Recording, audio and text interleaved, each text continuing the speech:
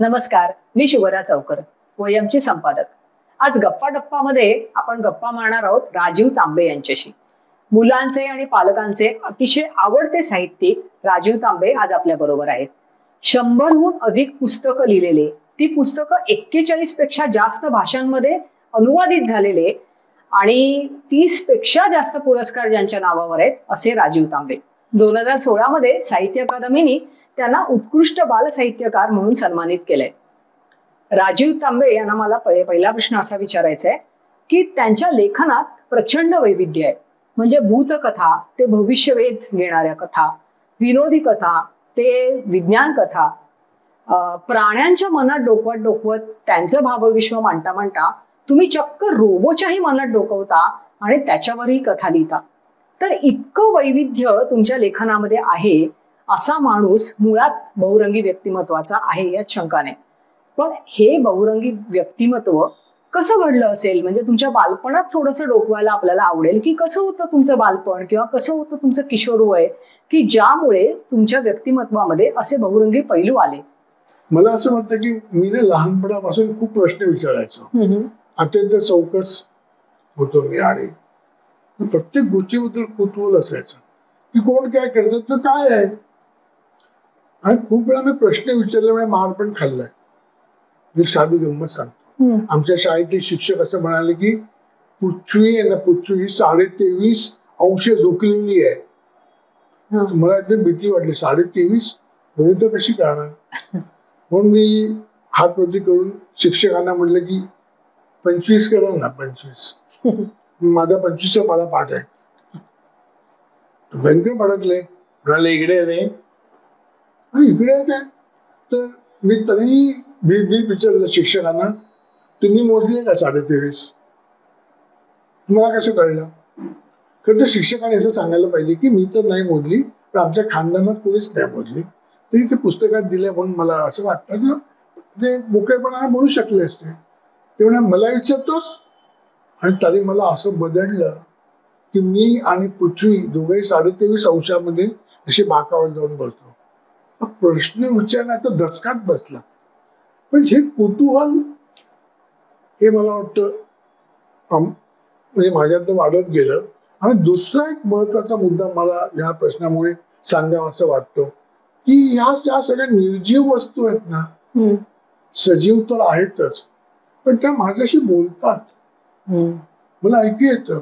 म्हणजे खुर्चीतून उठतो ना तर मी जस्ट हात लावून खुर्चीला म्हणतो की थँक्यू.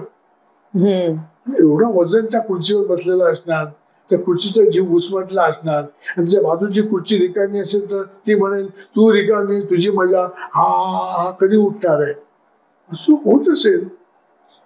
म्हणजे मी चपला काढला घरी जाऊन तर मी थँक्यू म्हटलं. तर इतकं वजन माझं वरतून आणि खालून तो टोकेरी रस्ता किती त्रास होत असेल त्या चपलांना. माझी चप्पल कधीच तुटलेली नाही, कधीच अंगठा तुटला, चप्पल तुटली असं नाहीच. कारण आम्ही कम्युनिकेट होतो ना. त्याच्यामुळे मी कुणाशी जोडला जाऊ शकतो असं मला वाटतं आणि त्याच्याशी रिलेट होऊ शकतो, त्याच्या मनात मला कळू शकतं असं वाटतं. आणि मला असं वाटतं की तुम्ही जर कोणाचं ऐकून घ्यायला उत्सुक असाल ना तर तो सांगणार पण तुम्हाला सांगायला उत्सुक असतो. तर हा जेव्हा अनुभव यायला लागतो तेव्हा खूपच आनंदी आपण राहतो, मजा वाटते. पण लहानपणापासून तुम्हाला हे आत्ता संवेदनशीलता, कृतज्ञता हे गुण तुम्ही नकळत बोलून गेलात तुमचा सांगताना. तर हे गुण लहानपणापासून बिंबले तुमच्यामध्ये असं वातावरण तुम्हाला मिळालं होतं का? असं नाही मिळालं. बहुधा असं मिळालं नसल्यामुळे मी असं झालो असेल असंही मला वाटतं. कारण लहानपणी मी झिरो ॲम्बिशियस होतो. अगदी प्रामाणिकपणे सांगायचं तर आनंदाने शाळेत गेल्याचं आणि सुखात समाधानाने घरी आल्याचं माझ्या आयुष्यात एक पण दिवस नाही. मी खूपच मार खाल्लेला आहे, बोलणी खाल्लेली आहेत आणि शाळेत असताना मला एकही बक्षीस नाही मिळालं. मी तोत्रा होतो. बोलताना मी आयुष्यात कुठे स्टेजवर बोलीन याच्यावर मी त्या माझ्या आई वडील शिक्षक कोणीच विश्वास ठेवला नसता. पण पुढच्या शाळेच्या नंतरच्या आयुष्यात मला अशी मोठमोठी माणसं भेटत गेली आणि मी बदलत गेलो. म्हणजे अगदी छोटा किस्सा सांगायचा झाला तर माझी आई शिक्षिका होती. त्यामुळे दिवारमध्ये जसं अमिताभ बच्चनच्या हातावर लिहिलेलं होतं मेरा बाप चोर आहे, तसं माझ्या हातावर लिहिलेलं होतं हा बाईंचा मुलगा आहे. तेव्हा काही झालं की हा बाईंचा मुलगा, हा बाईंचा, आणि सगळीकडे अशी मोठी अफवा आहे की बाईंची मुलं हुशार असतात. नाही, गरज नाही ना, मी तर नव्हतोच हुशार. मग मला नाटकात घेतलं, मला बोलताच यायचं नाही, नाटकात काय घेणार, आणि ती मुली पुढे बोलणं तर शक्यच नव्हतं. 3 वाक्य होती, मला 3 वाक्य बोलताच यायची नीट. मग मला कोरस मध्ये घेतलं, मी फक्त जी जी. मग मी काय करायचो की ते पण म्हणायला नको म्हणून फक्त तोंड आणि आकाशवाणीला काय. ते सगळ्यांना सांगितलं की म्हणा जी जी, प्रत्येकाने म्हणून दाखवा. जेव्हा मी म्हटलं जी जी, तेव्हा त्या काचे आरचा माणूस म्हणाला ए ए ए तू थांब कर. बाकीच्यांनी म्हणा जी, हा बाहेर तुझं बाहेर बस. मी रेकॉर्डिंग चालू असताना तो लाल दिवा बघत बाहेर बसलो होतो. आज रेकॉर्डिंग झालं. त्या स्टुडिओमध्ये 10 वर्षांनी माझं रेकॉर्डिंग होतं गोष्टीचं. आणि ते झाल्यानंतर तो आतला माणूस म्हणाला वंडरफुल, तुमचं आम्ही डबल ए मध्ये ठेवतो नेहमी. हा तुमच्याकडे नॅक आहे हो बोलण्याची, आणि तुम्ही ते मुलं समोर असून बोलता. इकडनं हाकललेला मुलगा मी आहे, आणि तो बाहेर बसलेला पण मला तो दिसतोय अजूनही. मी बदललो, ट्रान्सफॉर्म झालो, हा भाग वेगळा, पण इथून इथे तो प्रवास झाला. पूर्ण मी बदलतच गेलो. त्याच्यामुळे आज मी ज्या मुलांशी बोलतो 10वीतल्या, तर त्याला मी कुठलीही मोठ्या शास्त्रज्ञांची गोष्ट सांगत नाही. मी सांगतो मी असा होतो आणि मी असा झालो, मला प्रश्न विचारा. जर मी बदलू शकत असेल तर जगात कोणीच बदलू शकत.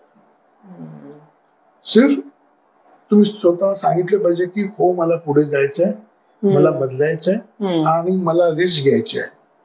No risk no success. तुम्ही आव्हान स्वीकारणार का तर तुम्ही बदलणार. आणि हे मी सतत घेत गेलो आणि पुढे घेत गेलो. त्याच्यामुळे मला नेहमी असं वाटतं की न शिकण्याचे फायदे मला झाले, जसे लोकांना शिकण्याचे होतात, तर न शिकण्याचे खूप फायदे मला झाले. त्यामुळे आव्हान स्वीकारत गेल्यामुळे ते होऊ शकलं असं वाटतं. पण तुमची रेंज जी एवढी विस्तृत आहे ती तुम्ही कशी वाढवत गेलात? म्हणजे वेगवेगळी आव्हानं घेत जसे तुम्ही पुढे गेलात तशी तुमची रेंज वाढत गेली असणार. ते टप्पे काय होते? म्हणजे शिक्षणाचा भाग की लेखनाचा? नाही, लेखनाचे. ते सुचतच गेलं असं आपण म्हणू. सुचत म्हणजे मी 24/7 माझ्या डोक्यात मुलं आणि लेखन हाच विचार सतत. आणि मला एखादं लेखन प्रकार हाताळून झाला की मला कंटाळा येतो. मला असं वाटतं की आता काय वेगळं काहीतरी, आता काय नवीन, आता काय नवीन, आणि ते नवीन समोर उभंच असतं माझ्या. पण कधी ठरवलं तुम्ही की आता मला ठरवून मुलांसाठीच लिहायचंय? कारण असं मुलांसाठी एक्सक्लुझिव्हली बालसाहित्य म्हणजे बालसाहित्य सातत्याने इतके वर्ष लिहिणारे मला वाटतं तुम्ही एकमेव लेखक असाल. तर कधी ठरवलं आणि त्याच्यानंतर इतके प्रकार हाताळत जे गेलात त्याच्यात कधीही तुम्ही तोचतोचपणा येऊ दिला नाही, किंवा नवीन नवीन शैली, नवीन नवीन विषय जे तुम्ही हाताळत गेला त्याच्यामध्ये काही योजना होती का तुमची? नाही, ते मला असं वाटतं की ती शक्तीच माझ्याकडनं करून घेते. आपण एक माध्यम असतो. म्हणजे ज्यावेळी मला असं वाटेल की मी एक महान लेखक आहे आणि मी असं करतो, खरं सांगायचं तर माझा गुरु मला लाद घ्यायला, तर तसं नाही. आपण आपल्या हातून ते होत असतं का, आणि सतत सुचत असतं. म्हणजे अनेकांना काय लिहायचं हा प्रश्न पडतो. माझ्याकडे आज 2024 आहे, 2026 पर्यंतचं टाइम टेबलच तयार आहे की काय लिहायचे, पुढचे काय काय टप्पे असणार आहेत आणि कुठल्या कुठल्या सेगमेंट मध्ये मला लिहायचंय. तर सगळ्याच्या 1 लाईन लिहिल्या आहेत. म्हणजे मी खूप स्वयंशिस्तीने काम करतो. माझ्या मध्ये तुम्ही रोज नित्यनेमाने लिहायला बसता ना? 9:30 वाजता ऑफिसला गेल्यासारखे तुम्ही शर्ट पॅन्ट शूज घालून आणि परफ्यूम लावून आणि ते सगळं आवडून वगैरे पूजेला बसतात. तसं माझ्या टेबलला घाण कचरा, लॅपटॉप मध्ये धूळ अडकल्याचं होऊच शकत नाही. अत्यंतिक मग मनापासून आवडणारी ती गोष्ट आहे. म्हणजे लहान मुलांसाठी लिहायचं असतं तर मी फाउंटेन पेननी लिहितो. म्हणजे फाउंटेन पेनवर प्रचंड प्रेम आहे. म्हणजे असं बोलू नये, 70-80 पेनं माझ्याकडे आहेत. वा. वेगवेगळे अगदी स्वस्तातली आणि अति महागातली सुद्धा आहेत पेन. पण ती मी अतिशय सुंदर जपतो. जसं शाई भरणं, अमुक करणं म्हणजे आय लव्ह इट. मी लिहायला बसताना सुद्धा 5 पेन समोर ठेवून बसतो. आणि तुमचं अक्षरही सुंदर आहे आणि तुमचं लिखाणही अतिशय नीट नेटकं. आणि गंमत म्हणजे मी मगाशी म्हटलं ते 5 पेन समोर ठेवल्यानंतर मी पेनांकडे बघतो की कुठलं पेन सांगताय की आता. संवाद. एखादं पेन मला सांगलं की आणि मला ये ना वॉटरमन, मग मी वॉटरमन घेतो. 10 मिनिटं किंवा 1 तासाने मला कळतं की नाही यार वॉटरमन लॅमी घ्यावं. म्हणजे मी पेनची परवानगी घेतो लिहिण्याच्या अगोदर की अरे घेऊ का तुला, जर मला लॅमी वापरलं नाही खूप दिवसात. कम्युनिकेटच होत असतो आणि ती गोष्ट पुढे जात असते. दुसरी मी शिस्त अशी पाळतो की मी दर शनिवारी संध्याकाळी मी व्हिजनिंग, पुढच्या आठवड्याचे व्हिजनिंग लिहितो. माझ्या अशा वया भरलेल्या आहेत की ह्या आठवड्यात काय काय काम करायचंय, काय घ्यायचंय, कुणाला भेटायचंय आणि ह्या आठवड्यात काय झालं, म्हणजे दुःखद गोष्टी आणि सुखद गोष्टी कुठल्या आहेत, काय शिकलो मी, आणि ते मी अधूनमधून वाचत असतो. म्हणजे मी जे मुलांना सांगतो ना की सतत आपल्या मनाला आपण सांगितलं पाहिजे की मुझे आगे जाना है, मुझे कुछ बनना है, मुझे खुद से आगे जाना है, किसी से नाही, खुद से. कालच्या पेक्षा आज आपण काय शिकलो, काल परवापेक्षा आणखी नवीन काय करायचंय हे सतत डोक्यात असेल तर ते येतच जात. स्वतःची स्पर्धा. म्हणजे एक रामकृष्ण परमहंसांचं खूप चांगलं वाक्य आहे. त्यांनी असं म्हटलं की भगवंताच्या कृपेचे वारे वाहतच असतात, तुम्ही शिर उभारत नाही ना म्हणून बोंब मारता. बिलकुल हात उठा ते बोलतो, तू मिली काय कर, असं कसं होईल, तो मदत करत नाही, तुमची इच्छाच नाही पण तुम्हाला मदत मिळत नाही, माझी इच्छा आहे तुम्हाला मिळते. ते माझ्या मनातही कधी आलं नाही की परवा काय करायचं, तयारच आहे, येतच सुचतच आहे. म्हणजे प्रसाद मिळत असतो आपल्याला, परंतु द्यावा आनंदाने असं वाटतं मला. तुमची भाषा हे तुमचं बलस्थान आहे. तुमचं भाषेवर इतकं प्रभुत्व आहे आणि तुम्ही इतके नवीन नवीन शब्द निर्माण करत असता की तुम्ही वापरलेल्या विशेषणांचा आपण कोश करायचा म्हटला ना तर तो खूप छान होईल याची मला खात्री आहे. तर ही भाषा अशी सहजासहजी वश होत नसते, त्याच्यावरचं प्रभुत्व कमवावं लागतं. ते कसं कमवलं? हा खूपच कठीण प्रश्न आहे. पण मला असं की लहानपणी मी खूप कमी खेळायचो. म्हणजे आम्ही चाळीमध्ये राहायचो, मी 4थ्या मजल्यावरती राहायचो आणि मी खूप जाड होतो, जे आता आहे त्यापेक्षा. तर त्याच्यामुळे मी क्रिकेट खेळलोच नाही मैदानात जाऊन. आम्ही खेळलो तर मजल्यावरती, गरिबी असल्यामुळे बॉल बिल तर कोणाकडे नव्हते, तर आम्ही कागदाचे बॉल करायचो, जे फुकट गेला तरी नवीन करता येईल.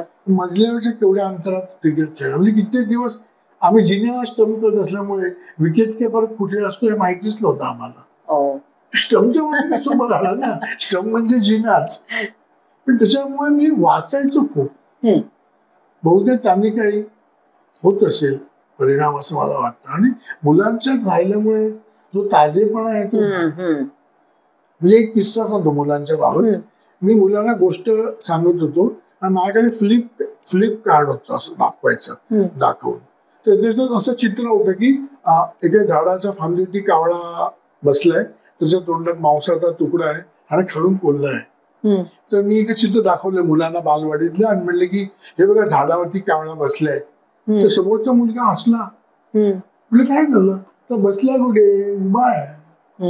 म्हटलं कसं काय, मग बसला तर त्याला वाटायला होतात ना, उभा असताना पाय सरळ आहेत ना, कावळ्याचे पाय सरळ आहेत. हा मग नवीनच शोध लागला.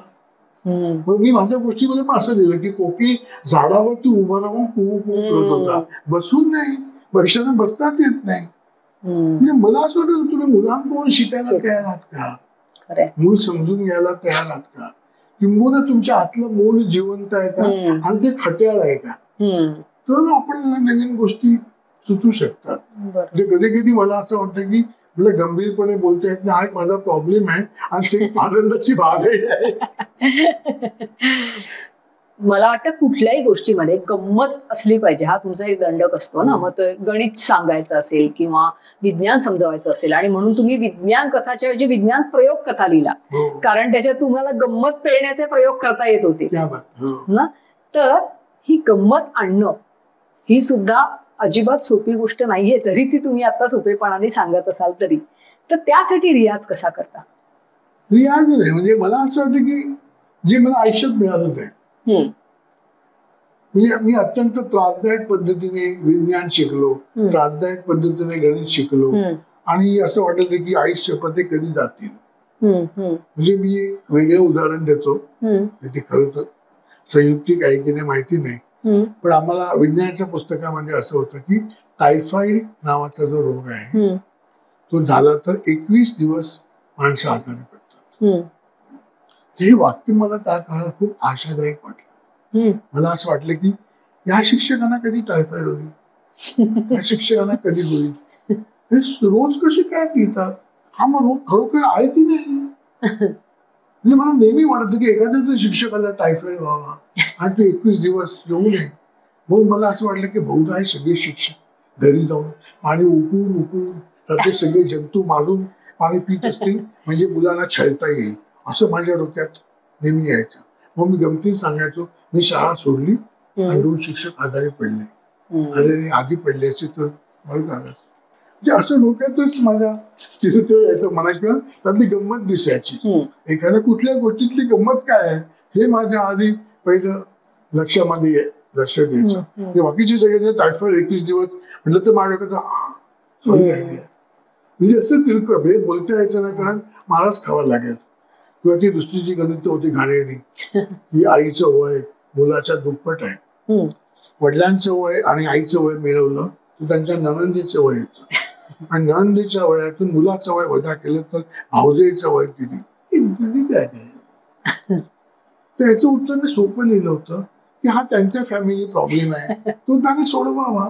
त्याच कशाला मुलं म्हणायचं तो मारलं शिक्षकाने. मला असं की अशी गणित कशाला. मी मंगला नाळेकरना भेटलो तर मी ते म्हणलं की मॅडम घ्यातला क्ष कोण आहे ते सांगा ना, पुढचे गणित मला माहिती आहे. तर तुम्ही जे म्हणले की भावाचे वय क्ष माना, पुढचे गणित करू शकतो. आणि भाषाच कळत नाही. गणित सोपा करायचं आहे का क्लिष्ट करायचं आहे. गणित येऊ शकतं हा विश्वास मुलाला द्यायचा आहे की गणित भयंकर आहे. म्हणजे एक मला असं वाटतं की एक नारळीकर आणि दोघांची घरं सोडली तर कुठल्याही मराठी घरामध्ये असं वाक्य उच्चारलं गेलं नाहीये की उद्या गणिताचा पेपर का मज्जा आहे तुझी. इम्पॉसिबल. उद्या गणित म्हणजे खतरनाक वाट. ही भीती काढली पाहिजे, त्याचा गंमत घातली पाहिजे, खेळ घातली पाहिजे. आणि जी माझ्या बालपणात माझी गोची झाली ती या मुलांची नको व्हायला, म्हणून मला ते सुचतच गेलं या गोष्टी. पण एकीकडे तुम्ही असं गंमत, धमाल, प्राणी, पक्षी, रोबो असं सगळं लिहित असताना तुम्ही शिक्षण विषयक पण खूप लिहिलंय, आणि मुलांना खऱ्या अर्थाने तुम्ही हा ध्यास धरलात की मुलांना मला सोपं करून सांगायचंय.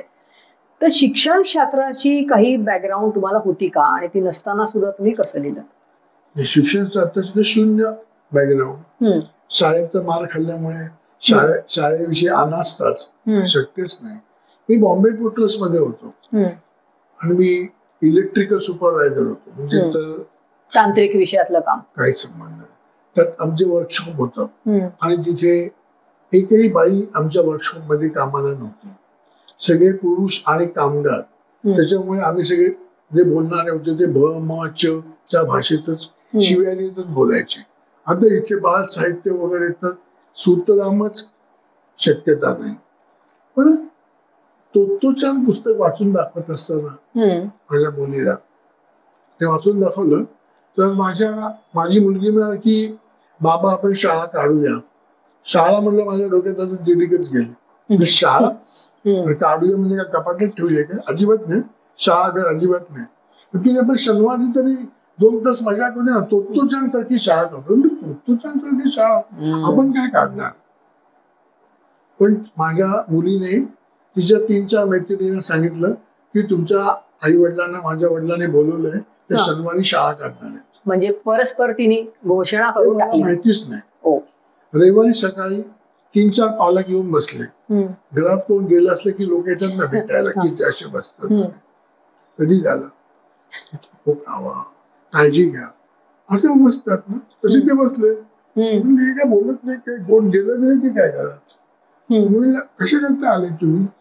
ते भडकले, तुम्ही बोलवले म्हणून. मी तर काहीच सांगितलं नाही. हा. म्हणजे तुमच्या मुलीकडनं निरोप आला. कुठला? सईनं बोलवलं. सई म्हणाले की हा मी सांगितलं तू आपण शाळा आणणार ना. अरे आता काय मग मुलीशी कुठे भांडणार ना. मग मी तर म्हणले की अहो ते शाळा ठीक आहे पण मला हिशोब ठेवता येत नाही. मी नोटा मोजल्या गेल्या तर प्रत्येक वेळी ती कमी जास्त येते. मला फायनल आकडा यायला फार वेळ लागतो. तर ते म्हणाले की हो मी सीए आहे, मी हिशोब ठेवेल.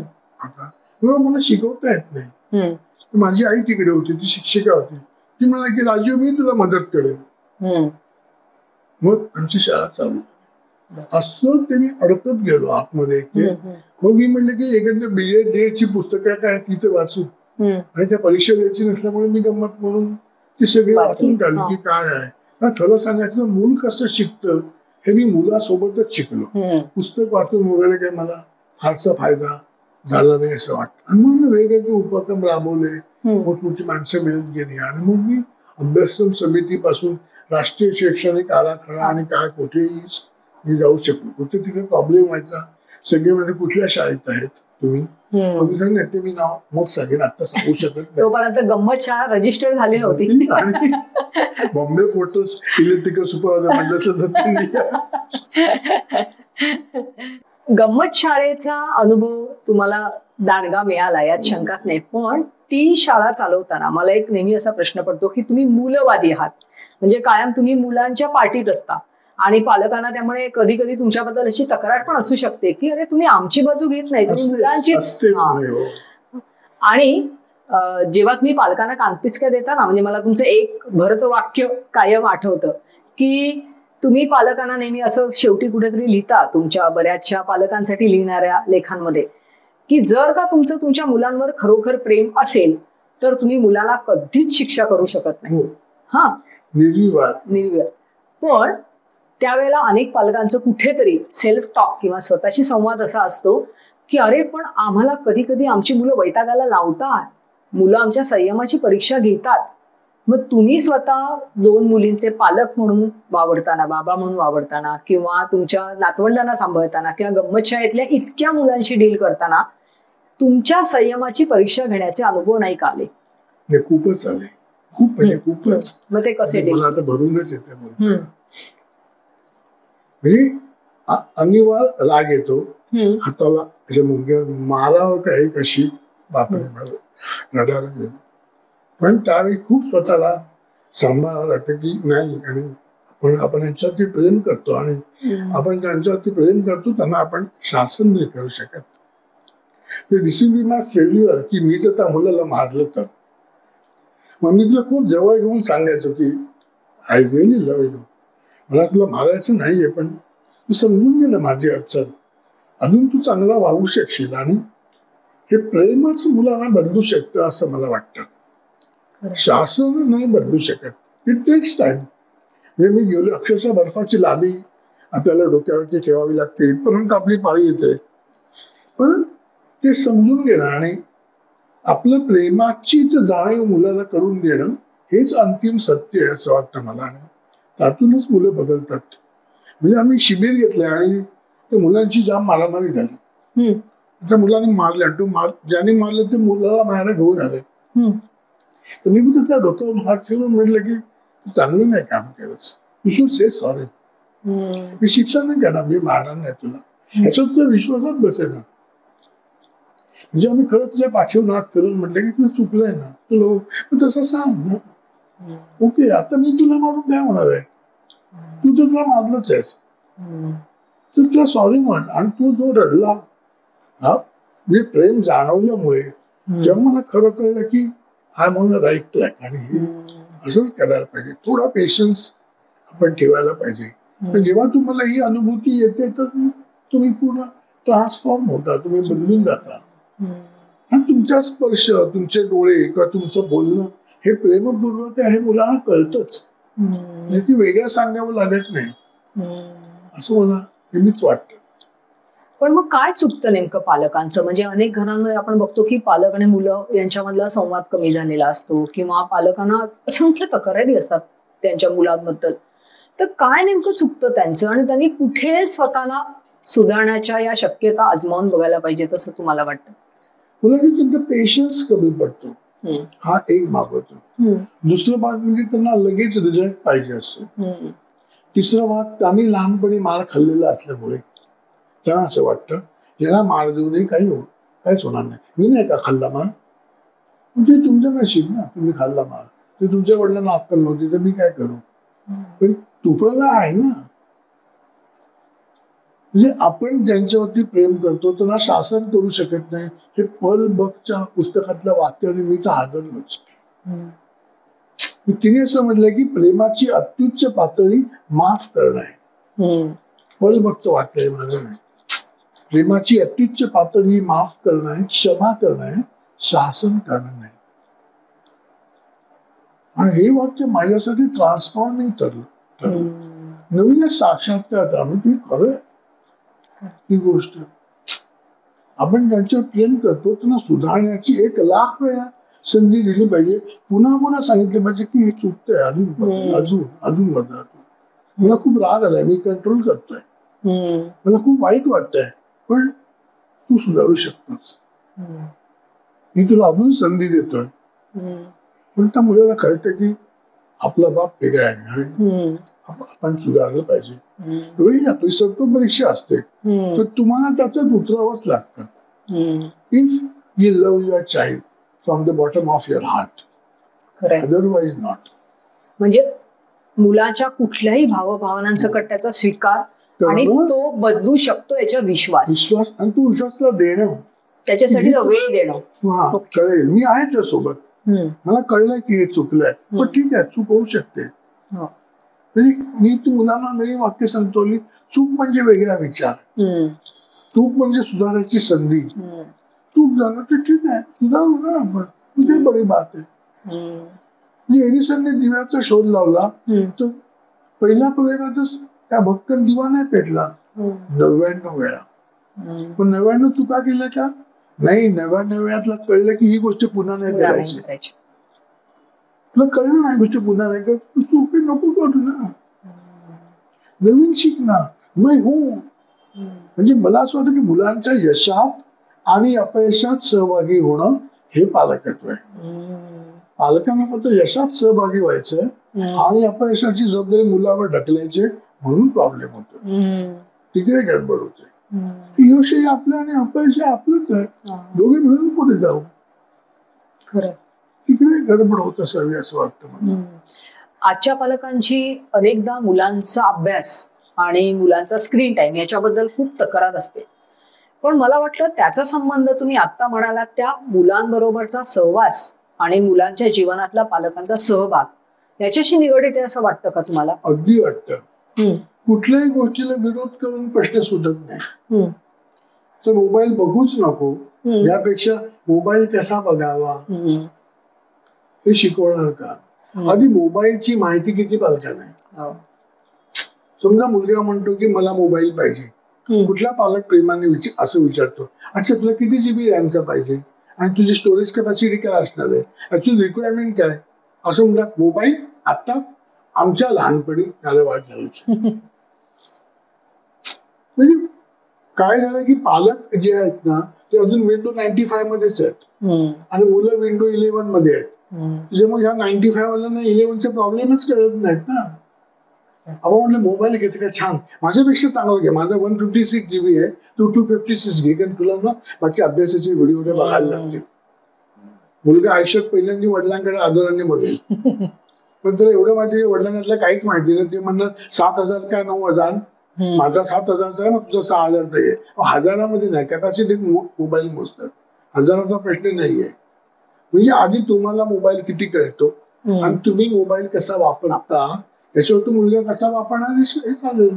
तर आपण जर मुलासोबत शेअरिंग केलं, मला असं वाटतं की सगळं काय होतं, सहभाग आणि सहवास ह्याचा पुढचा भाग आहे शेअरिंग. सहवासामध्ये एज्युकेशनल शेअरिंग होतं का, हे जे पालक असतात ना ते मुलाला विचारतात, आज काय झालं, आज काय शिकवलं, 3च पानं, आणखी नाही शिकलं, पाण्यात नाही. काय शिकलात सतत मी विचारत राहिलो, आज काय झालं, आज काय शिकला, आज काय शिकला. तर मुलाला एवढंच कळतं की हे विचारणारे काहीच शिकत नाहीयेत आणि हे मलाच विचारतात, तो मुलं उडवाउडवीची उत्तर देतात. आज काय झालं, स्टँडर्ड तेच, आई तुला कळणार नाही, बिजगणित झालं. मग आईचं डोकं आणखी भेटतं. मी माझं शिकण्या मुलाला सांगतो का, माझ्या शिकण्याविषयी मी चर्चा करतो का? खरं.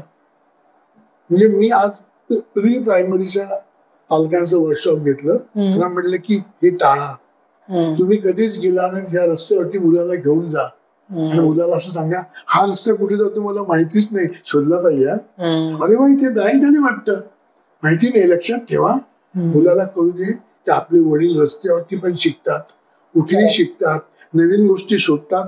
मग मला शिकलं पाहिजे. मग मला अधिकारी विचारायचा की तू काय शिकला, हे बोलते तू काय शिकला, तुला काही येतं, 3च पानं झाली का, अभ्यास केला, आज दुसरं काही काय की नाही, तुम्ही शिकता की नाही.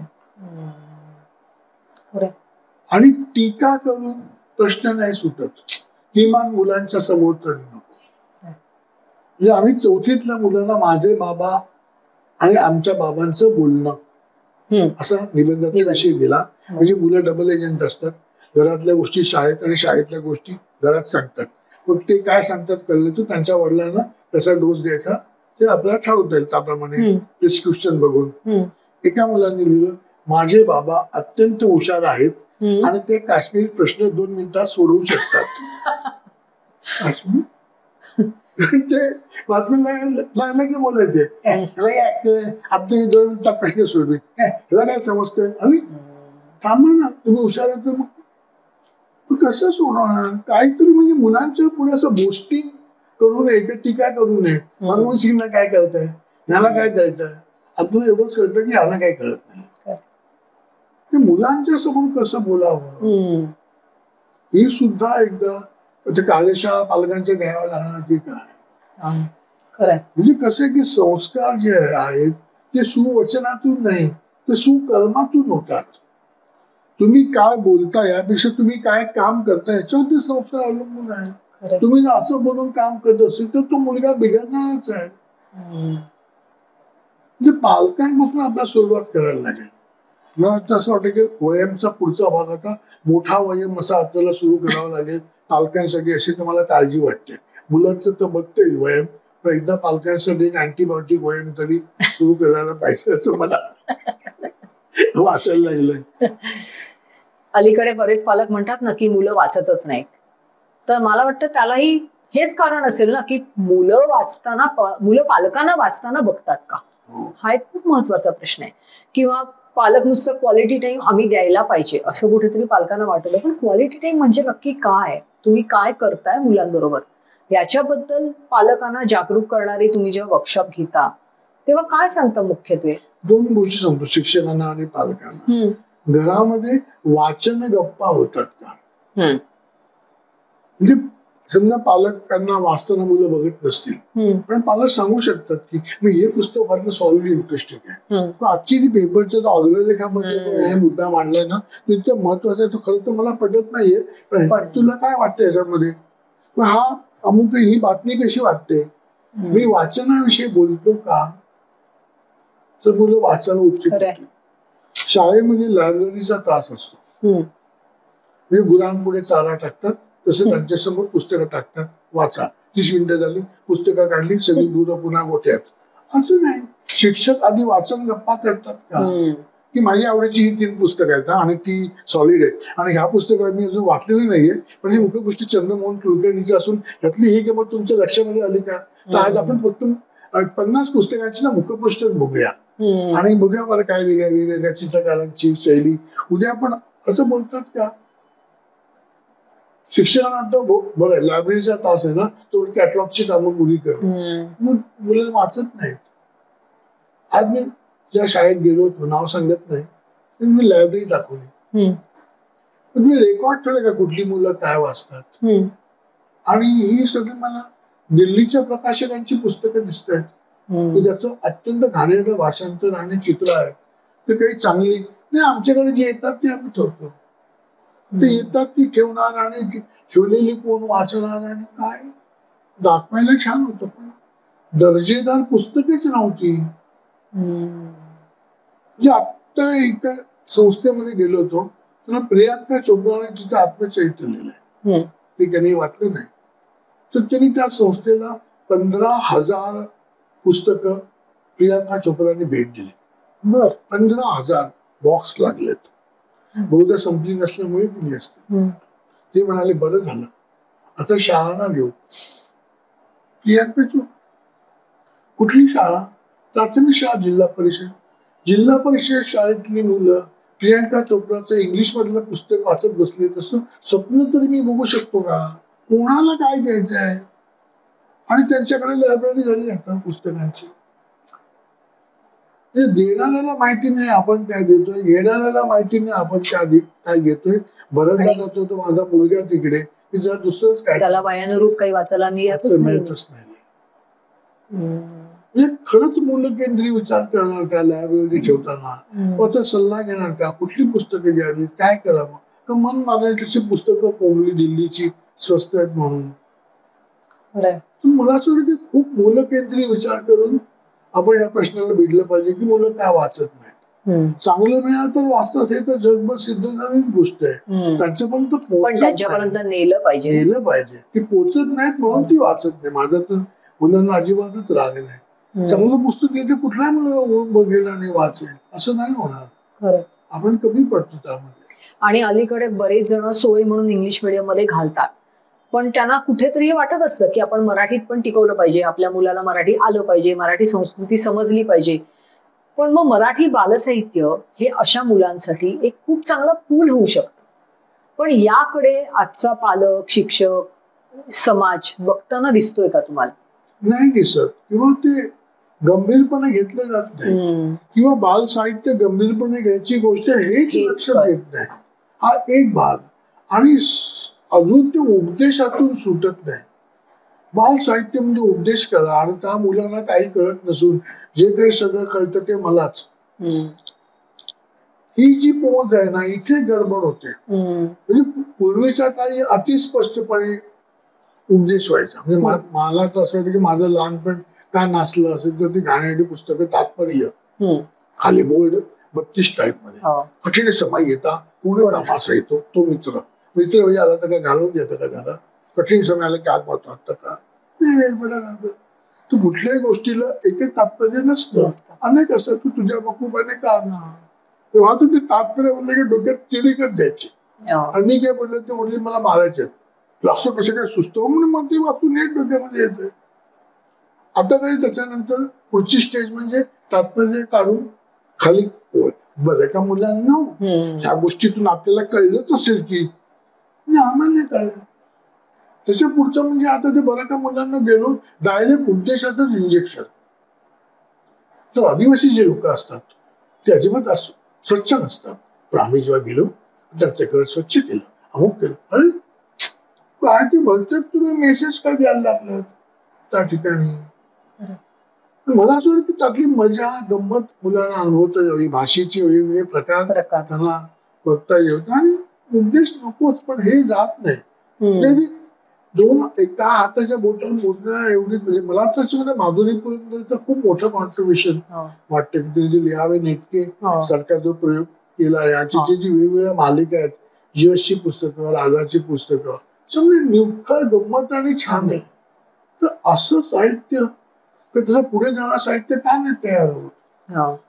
ते मला नेहमी वाटतं की किती वर्ष माधुरीने लिहायचं, पुढची फळी मी कोणाकडे बघू की ते काही वेगळं देतील म्हणून. तसं अजून नाहीच दिसत आहे. अजून ते उपदेश आणि कविता याच्यामध्येच अडकत आहे. ते सुटायला पाहिजे.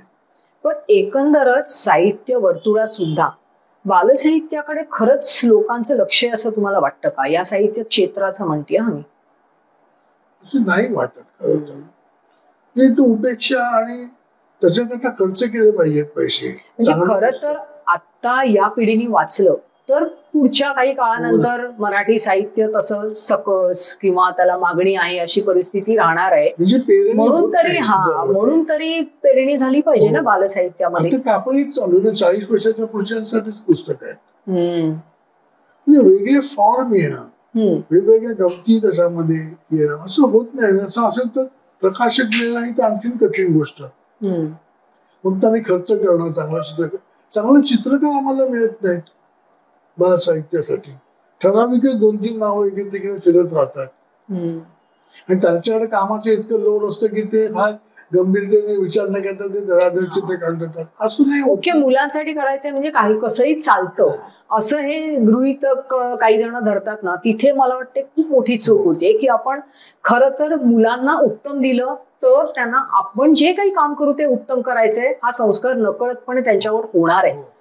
पण ही जर जाणीवच नसेल तर मग जे काय असेल, जे काय आलं ते ढकला मुलांपर्यंत. तुम्ही म्हणता तसं लायब्ररीचा तास आहे, वाचनाचा तास आहे, देऊन टाका जे काय असेल ते मुलांना. तर असा हा जो मुलांच्या वाचनाकडे गांभीर्याने न बघण्याचा जो प्रमाद आहे तोही अनेक मोठी माणसं आज करताना दिसत आहेत दुर्दैवाने. आणि त्याच्यामुळेही मुलांच्या वाचनाकडे आपणच गंभीरपणे नाही बघितलं तर तरीही मुलाने दिलंय ते वाचावं अशी अपेक्षा फार चुकीची राहणार आहे. अगदी खरं आहे, नाही का? इव्हन चित्राची पुस्तकाची निर्मिती होत असताना सुद्धा प्रकाशक, लेखक आणि चित्रकार एकत्र बसून त्या स्क्रिप्टवर चर्चा करतायत. त्याचा लेआउट कसा असावा, व्हाईट स्पेस कशी असावी, तुमच्या डोक्यामध्ये काय आहे.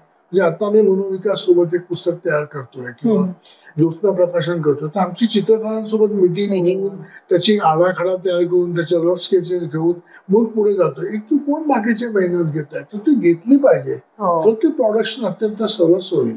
खरंय. त्याच्यामध्ये वयमच्या पहिल्या दिवसापासून किंबहुना वयम जन्माला घालत असताना पासून तुम्ही वयमच्या बरोबर आहात, म्हणजे एका अर्थी तुम्ही वयमचे पालकच आहात. तर वयम बद्दल काय सांगाल? कारण तुम्ही जे आता म्हणताय की मुलांना उत्तम द्यावं, चित्र चांगली द्यावी, त्याची भाषा, त्यातली गंमत, वैविध्य, ह्या बऱ्याच गोष्टी करायचा आपण खूप आटोकाट प्रयत्न करत असतो. आणि अजूनही असं वाटतं की ज्या प्रमाणात वयम पोचते त्याच्यापेक्षा त्याची खूप जास्त पोचण्याची क्षमता आहे. पण काहीतरी मर्यादा आपल्याला सुद्धा जाणवते, कारण ते तितक्या मोठ्या प्रमाणावर पालकांनी स्वतः घेणं, बघणं आणि मुलांपर्यंत देणं ही पुढची प्रक्रिया तेवढी आपल्या अपेक्षे इतकी होत नाही, अशी सुद्धा एक खंत कुठेतरी आपल्या मनात असते. तर वयमचे पालक म्हणून तुम्ही काय सांगाल याबद्दल? चांगली कल्पना आहे. मला पण हे आवडलं विशेष पालक असं.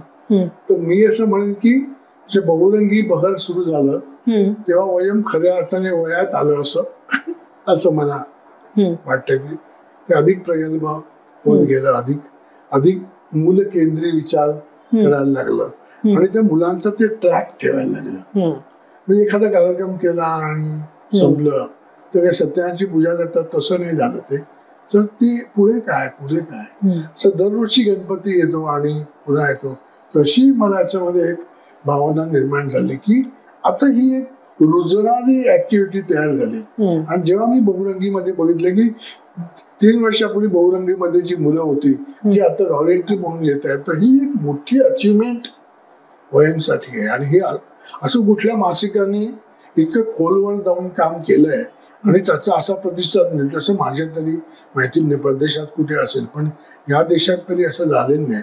म्हणजे आपण एक वेगळा पायंडा पाडतो, लोकांपुढे वेगळं मॉडेल वयम तयार करताय, हे खूप महत्वाची गोष्ट आहे. दुसरं वयमचं मला असं वाटतं की वयम फक्त कथा कादंबरीमध्ये नाही अडकलं. म्हणजे मग ते विज्ञान असेल, म्हणजे काकोडकर सर लिहित आहेत, बाळ फुंडके लिहित आहेत, मुकुंद जोशी निसर्गाविषयी लिहित आहेत, आपण इंग्लिशला प्राची मुकाशीला एक वेगळं पान देतोय, प्लस ते कल्पनेतून अमुक कला असं देतोय. म्हणजे इतकं वैविध्य बाकीच्या मासिकात कुठेच पाहायला मिळत नाही. आणि हे सगळं वैविध्य जे आहे हे सर्जनशील आहे. हे कुठूनही इंटरनेटवरनं आणलंय आणि तिथून दाबलेलं आहे आणि हे कुठे उपलब्ध आहे अशी कुठलीच गोष्ट आपण घेत नाही. म्हणजे अगदी चित्रात लपलेल्या गोष्टी सुद्धा काढलेल्या आहेत, तर कुठून तरी उचलून आणल्यात आणि इथे कोंबल्यात, बाकीच्या ठिकाणी ते बघायला मिळतं. म्हणजे AI आलं असेल त्याची मदत घ्यावीच, पण त्याची किती मदत घ्यावी याला एक लिमिट आहे. सर्जनशीलताही आहेच आणि ती ठाई या पानावरती दिसते. हे वयमचं सगळ्यात मोठेपण आहे, कौतुक आहे आणि तेच वाढत जाणं हे चांगलंच आहे. म्हणजे मी खूपच समाधानी आहे वयमाबाबत. आम्ही राजीव यांच्याबरोबर खूप काळ सतत गप्पा मारतो, वेगवेगळ्या विषयांवर काम करतो. आम्हाला किती मजा येत असेल आणि किती शिकायला मिळत असेल याची झलक तुम्हाला आज मिळाली असेल. त्यांच्या मनातनं सतत नवीन नवीन विषय चालू असतात. मग अशी आपण म्हटलं त्याप्रमाणे. तर आता नवीन काय येत आहे तुमच्या डोक्यात, की नवीन कोणतं पुस्तक किंवा नवीन कोणती सिरीज तुमची आम्हाला मिळणार आहे वाचायला, ह्याच्याबद्दलची एखादी झलक सांगा ना. हो नक्की. राजहंस प्रकाशनाने माझी 5 पुस्तकं काढली आहेत. ती आई आणि बाळ या संकल्प, म्हणजे ती मगरू मोरू वगैरे ती ना. माकरू, मगरू, नागू, गुबडू वगैरे. तर त्याचे पुढचे भाग आता मी लिहिलेय. बर. त्याचं नाव आहे पिल्लू कथा. बर. म्हणजे एका गावामध्ये एक डास आणि त्याची बायको डासी राहत असतात. आणि त्यांना 2 मुली असतात, डासुली आणि डुसुली. पण डासुली डुसुलीची तब्येतच सुधारत नाही. तर सारख्या गटाराच्या पाण्यात सोडून बुडवत राहायच्या. मग बाबा म्हणाले की यांना आपण चिल्ड्रन स्पेशलिस्टला दाखवूया का. तर आई म्हणाली की नको, पहिले आधी घरगुती गटारी उपाय करू, त्यातून सुधारली तर बघू. मग आई डासुली डुसुलीला म्हणाली चलो come on, let's have fun, आज आपण बाहेर जेवायला जाऊया, गटारात नको. ती बाहेर गेली. तिकडे गोरा गोरा माणूस येत होता. आई म्हणाली शूट, त्याच्या मानेवर बसा आणि रक्त प्या. डुसुली म्हणाली ओ नो, ओळख नाही पाळख नाही, अशा माणसाच्या मानेला आपण तोंड कसं लावायचं, it is disgusting, I just can't. आई म्हणाली, डुसुली म्हणाली मला तर भीतीच वाटते, या माणसाने आपल्याला मारलं तर. आई म्हणाली ओ माय गॉड, म्हणजे ओ माय डॉस, मला आताच कळलं की तुला काय प्रॉब्लेम आहे. अगं माणसं आपल्याला घाबरतात, ते आपल्याला मारण्यासाठी वेगवेगळे स्प्रे तयार करतात, ते काही उदबत्त्या लावतात, वड्या जातात. आपण काय करतो का, नाही घाबरत, बिंदास जायचं, मस्त रक्त प्यायचं आणि यायचं शूट. आणि ती गेली मानेवर बसून. मानेवर बसली, रक्त प्यायली आणि म्हणाली सो यम्मी, आई आज मी तुला प्रॉमिस करते, आजपासून जिकडे सोन खुपशील तिथून रक्त काढेन, दिस इज माय प्रॉमिस. आणि मग ती गोष्ट पुढे सुरू होते. ते मुलाला खूप आवडतात. ती अख्खी मालिकाच फार छान आहे. आणि त्या मालिकेमध्ये तुम्ही इतक्या भावना तर छान केल्याच आहेत, पण त्यातनं किती शिकायला मिळतं. मला अजूनही आठवतंय की त्यातल्या कोंबडूमध्ये तो छोटा कोंबडू वयात येतो आणि तेव्हाचं जे तुम्ही केलेलं वर्णन आहे ना, म्हणजे किती अलगदपणे तुम्ही लैंगिक शिक्षणही देऊन मोकळे झालेले आहात त्या मालिकेमध्ये. फारच छान आहे. एकीकडे लैंगिक शिक्षणाचा विषय असो की जो एरवी लोकांना अवघड वाटतो शिकवायला, किंवा गणिताची भीती असो, विज्ञानातली महत्वाची प्रमेय असोत की जी मुलाला आली पाहिजे तसं मोठ्यांना वाटत असतं पण ती शिकवणं अवघड वाटत असतं. अशा किती गोष्टी तुम्ही ह्या तुमच्या कथा प्रकारातून सोप्या करून सांगितल्यात ना, खरंच कमाल आहे. मस्त. तुमची नवीन मालिका सुद्धा वाचायला आपण उत्सुक आहोतच. धन्यवाद राजीव. खूप वेगवेगळ्या विषयांवर आज गप्पा मारल्या आपण. ही मुलाखत सगळ्या मुलांनी तर बघावीच, पण पालकांनी आणि शिक्षकांनी नक्की बघावी. सबस्क्राईब करा या चॅनलला जर केलं नसेल तर. आणि मुलाखत ऐकल्यानंतर तुम्हाला काय वाटतं, म्हणजे नुसती आवडली नाही आवडली असं नाही, तर काय वाटलं हे ऐकल्यानंतर, काय आपल्यामध्ये बदल करावा असं तुम्हाला मनापासून वाटतं, असंही काही सुचवायचं असेल तर नक्की सुचवा.